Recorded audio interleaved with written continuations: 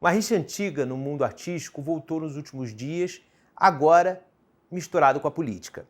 É a rixa entre os sertanejos e todo o restante do mundo artístico. E no meio dessa história está o dinheiro público, o financiamento dos shows sertanejos. E esse é o tema do meu diagnóstico de hoje. Vamos lá? Você está acompanhando? Nos últimos dias começaram a surgir notícias de pagamento de prefeituras a cantores sertanejos de shows muito caros. Estou falando de coisa de 500, 600 mil, às vezes alguns shows passando de 1 milhão. No caso do Gustavo Lima, um show de 1.200.000 na cidade de Conceição do Mato Dentro, uma cidade de 17 mil pessoas, 17 mil habitantes no interior de Minas Gerais. Esses cantores recebem para ir à cidade fazer um show e tem tudo pago para eles e para as suas equipes pela prefeitura. É dinheiro público. E, coincidentemente, são esses cantores, esses artistas que criticam, debocham, atacam um outro tipo de financiamento à cultura, que é a Lei Rouanet. A Lei Rouanet surgiu exatamente para evitar esse outro tipo de financiamento, que é muito pouco plural, muito pouco democrático e muito difícil de ser fiscalizado. É um dinheiro que as autoridades têm dificuldade para fiscalizar o uso delas. Bom, por que isso acontece? Porque na Lei Rouanet existe uma série de etapas que qualquer artista tem que cumprir, qualquer produtora de teatro, produtora de cinema, espetáculo de dança, de ópera, do que for, tem que cumprir para conseguir receber o dinheiro de um patrocinador que vai abater os seus impostos com o dinheiro que está investindo naquela atividade cultural. Entre essas etapas tem a apresentação do projeto.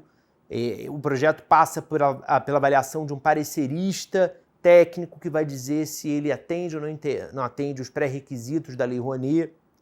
Depois tem toda a negociação com os possíveis patrocinadores, a burocracia fiscal para que o dinheiro seja isentado dos impostos que aquele patrocinador deve. Enfim, tem uma série de etapas que são o que fazem a Lei Rouanet ser um meio moderno, sofisticado para você conseguir investir em cultura.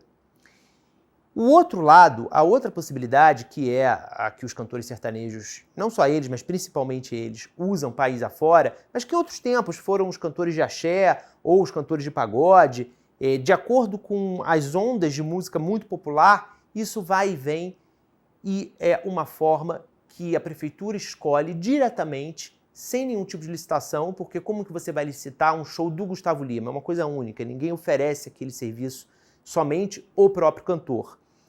E paga diretamente ao cantor ou à empresa designada por ele para fazer aquele show. São valores muito, muito mais altos do que os pagos pela Lei Rouanet. Pra vocês terem uma ideia, o teto da Lei Rouanet para pagamento de um artista solo são R$3 mil. É um pouquinho menos do que 1.200.000 que o Gustavo Lima receberia para fazer o show na cidade de Conceição do Mato Dentro, como eu falei agora há pouco. Agora, além da diferença de qualidade do gasto público entre uma opção e outra, tem também uma questão política de pano de fundo. Na polarização, no mundo polarizado que a gente vive, é isso. A política vai entrando na vida da gente e cada área vai sendo contaminada por uma coisa que não deveria ter nada a ver com essa polarização. E agora você vê os artistas sertanejos alinhados com Bolsonaro, muitos deles são bolsonaristas, não são todos, é importante dizer. Vamos lembrar da Marília Mendonça, que morreu e antes de morrer, em 2018, foi uma artista que externou o voto contrário ao Bolsonaro. E do outro lado, você tem os artistas que foram prejudicados pelas restrições impostas pelo Bolsonaro à Lei Rouanet, pela criminalização da Lei Rouanet e do incentivo cultural como um todo, e que, durante os últimos 3 anos, tiveram muita dificuldade para trabalhar, e eu não estou falando da pandemia, eu estou falando das dificuldades impostas pelo governo. Nas redes sociais, tem uma briga muito interessante de se observar entre os fãs da Anitta e os fãs do cantor Zé Neto, que é um dos sertanejos que vocalizou essas críticas contra a Lei Rouanet e direcionou especificamente contra a Anitta, debochando da tatuagem que a gente sabe onde é que ela fez. Houve briga de fãs de um lado e de outro, nada indica que vai ser uma briga que vai parar daqui até a eleição. Muito pelo contrário, deve aumentar e, à medida que mais e mais artistas vão se posicionando, essa questão da discussão da forma de incentivar a cultura vai ganhar relevância na sociedade.